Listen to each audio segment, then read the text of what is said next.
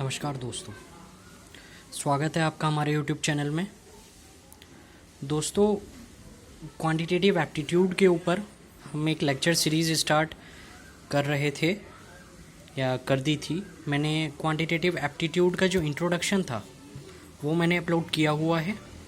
Please अगर आप लोगों ने अब तक नहीं देखा है तो जा कर के देख लीजिए, और अगर आप लोगों ने चैनल को सब्सक्राइब नहीं किया है तो मेरे दोस्तों सब्सक्राइब कर दो और बेल आइकन को भी प्रेस कर देना, ताकि जो मेरी आने वाली वीडियोस हैं उनका नोटिफिकेशन आपके पास आता रहे।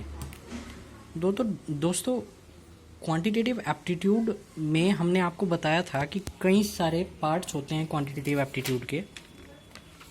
जैसे कि पुरानी बातों पे अगर हम चलें तो क्वांटिटेटिव एप्टीट्यूड में मैंने आपको बताया था कि टॉपिक्स होते हैं क्वांटिटेटिव एप्टीट्यूड के कई।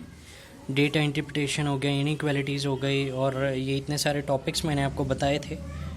एक्सप्लेन भी किया था कि किस तरह के क्वेश्चंस होते हैं। और अब आज हम लोग क्या कर रहे हैं कि डेटा इंटरप्रिटेशन, ये जो आपका पहला टॉपिक है, इसको लेकर के चल रहे हैं और इसको डीपली स्टडी हम करेंगे। देखिए, डेटा इंटरप्रिटेशन क्या होता है। डेटा इंटरप्रिटेशन को हम हिंदी में कहते हैं आंकड़ा निर्वचन। आंकड़ा निर्वचन का मतलब होता है कि किसी भी आंकड़े को स्टडी करो और स्टडी करने के बाद उसको इंटरप्रिटेट करो। इंटरप्रिटेट का मतलब उसका विश्लेषण करो। हमें किसी भी डेटा को स्टडी करना है और स्टडी करने के बाद उसका विश्लेषण करना है। विश्लेषण करने का मतलब उसके बारे में जो प्रश्न हमसे पूछे जाते हैं उन प्रश्नों का जवाब देना है। डेटा इंटरप्रिटेशन में कई तरह के आपके पास ग्राफ्स होते हैं या चार्ट्स होते हैं जिन पे आपको कई क्वेश्चंस पूछे जाते हैं। जैसे पहला टाइप आपके पास होता है बार ग्राफ का। सबसे पहला जो टाइप होता है वो बार ग्राफ का होता है। बार ग्राफ में क्या होता है, इस तरह का एक डायग्राम आपको दिया होगा। इसमें आपको, जैसे कि सपोज़ करो ये कोई फैक्ट्री है हमारे पास। 2001 में उस फैक्ट्री ने इतना प्रोडक्शन किया, 2002 में इतना प्रोडक्शन किया, 2003 में इतना प्रोडक्शन किया। 1000 से ऊपर ही हैं ये सारी वैल्यूज़। 2004 में उसने 800 से लेकर के 1000 तक का प्रोडक्शन किया।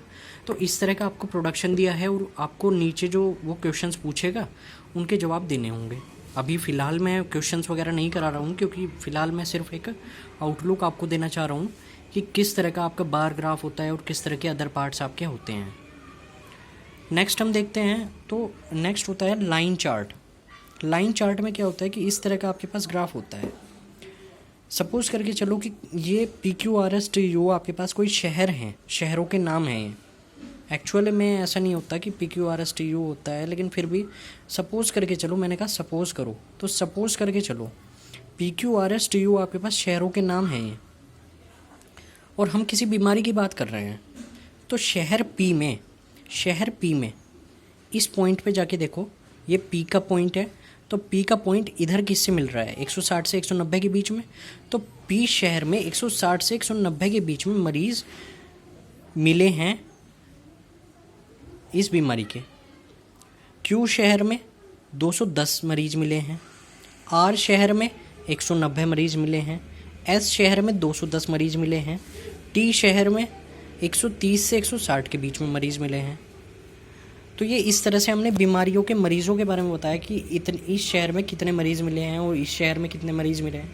तो ये हमने एक डेटा में इसको आप तक पहुंचाया है कि एक डेटा आपको दी हुई है, और इस डेटा के आधार पर आपको जो नीचे दिए गए क्वेश्चंस होंगे उनके आंसर देने होंगे। जैसे आजकल कोविड-19 चल रहा है ना, तो उसके जैसे कई बार आपने टीवी पर ग्राफ्स वगैरह देखे होंगे।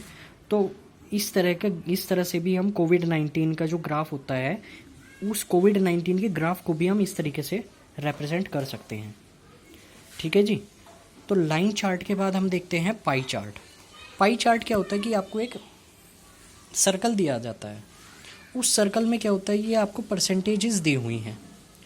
परसेंटेजेस में मान लो कोई आपके पास कंपनी है, उस कंपनी में 33% जो वर्कर हैं आपके पास वो हिंदू हैं, 24% वर्कर जो हैं मोमडन हैं वो आपके पास, 20% आपके पास सिख्स हैं, और 23% जो वर्कर्स हैं आपके पास वो क्रिश्चियन हैं, यानी ईसाई हैं।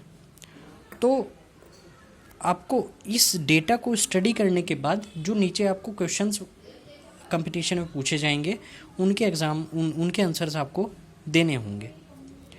तो 3 टाइप हमने देखे, बार ग्राफ, लाइन चार्ट और पाई चार्ट। एक 4th टॉपिक और होता है, हम उसको भी देख लेते हैं। 4th टॉपिक होता है हमारा टेबुलर फॉर्म। टेबुलर फॉर्म में क्या होता है कि जैसे एक टेबल दी हुई होगी और टेबल के आधार पर आपको क्वेश्चंस के आंसर देने होंगे। जैसे कि इधर तो आपके पास ईयर्स दिए हुए हैं, इधर आपके पास शोरूम दिए हुए हैं। ये ए, बी और सी 3 शोरूम हैं आपके पास, ये आपके पास 4 ईयर दिए हुए हैं। सपोज करो कि ए ने 2006 में 183 प्रोडक्ट का प्रोडक्शन किया। 2007 में ए ने ही 155 का प्रोडक्शन किया, 8 में 127 का, 9 में 129 का। इसी तरह जो बी था हमारे पास शोरूम, उसने 2006 में 195 का, 7 में 201 का, 8 में 139 का, 9 में 132 का। इसी तरह सी ने 2006 में 231 का, 7 में 297 का, 8 में 192 का और 9 में 182 का। तो इस तरीके से आपको डेटा दिया हुआ है और आपको जो क्वेश्चंस आएंगे उनके क्वेश्चंस के जवाब आपको देने होंगे। दोस्तों, ये हमने 4 टॉपिक अपने देखे हैं, यानी 4 पार्ट हमने देखे हैं।